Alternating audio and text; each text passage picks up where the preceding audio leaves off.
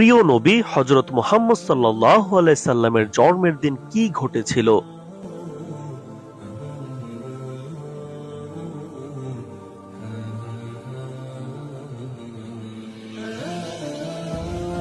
এক ব্যক্তি হযরত আলী রাদিয়াল্লাহু তাআলা আনহুর কাছে এসে জানতে চাইল, হে আলী, আমাকে বলুন সৃষ্টির সবচেয়ে বড় মুজিজা কি?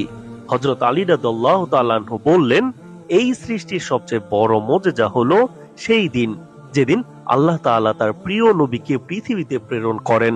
সেই ব্যক্তি আবারও জিজ্ঞাসা করল, হে আলী, সেই দিনে কি কি ঘটেছিল? হযরত আলী রাদিয়াল্লাহু তাআলা আনহু বললেন, শোনো, যেদিন আল্লাহ তাআলা তার প্রিয় নবীকে পৃথিবীতে পাঠিয়েছিলেন, আকাশের তারাগুলো এমন ভাবে আলোকিত হয়েছিল যে পৃথিবীর সমস্ত জ্যোতিষীরা সিজদায় পড়ে গিয়েছিল। সেই সময়ে মিশর ও রোমে দুর্ভিক্ষ চলছিল, কিন্তু নবী মুহাম্মদ সাল্লাল্লাহু আলাইহি সাল্লামের আগমনের সাথে সাথে মিশর ও রোমে বৃষ্টি শুরু হয়েছিল এবং লোকেরা আনন্দে নেচে উঠেছিল। শামের উপত্যকা, যা হাজার হাজার বছর ধরে শুকনো ছিল, সেখানে ঝর্ণা বয়ে চলল। যেখানে আগুনের পূজা করা হতো, সেই সব জায়গায় আগুন নিজে নিজেই নিভে গেল এবং পারস্যের সেই অগ্নিকুণ্ড, যা পূজা করা হতো এবং পারস্যের লোকেরা গর্ব করত, সেই আগুনও নিভে গেল।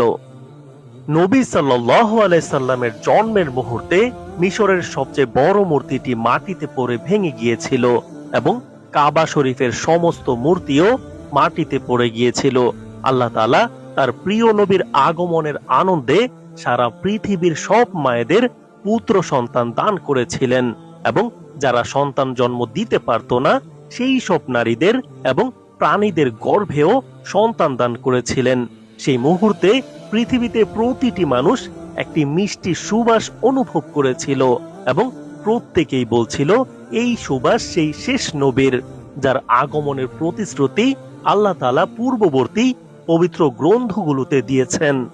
হযরত আলী রাদিয়াল্লাহু তাআলা আনহু আরো বললেন, যখন নবী করিম সাল্লাল্লাহু আলাইহি সাল্লাম জন্মগ্রহণ করেছিলেন, পৃথিবীর সমস্ত গাছপালা হযরত আব্দুল মুত্তালিবের ঘরের দিকে ঝুঁকেছিল।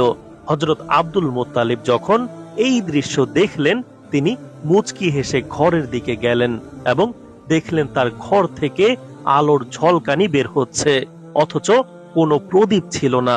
রাতে আশেপাশের মহিলারা তখন আমিনা রাদিয়াল্লাহু তাআলা আনহার ঘরে এসে বললেন, তুমি এত ধনী হয়ে গেছো যে রাতে প্রদীপ জ্বালিয়ে রাখছো, যদিও ধনী ব্যক্তিরাও রাতে প্রদীপ নিভিয়ে রাখে। হযরত আমিনা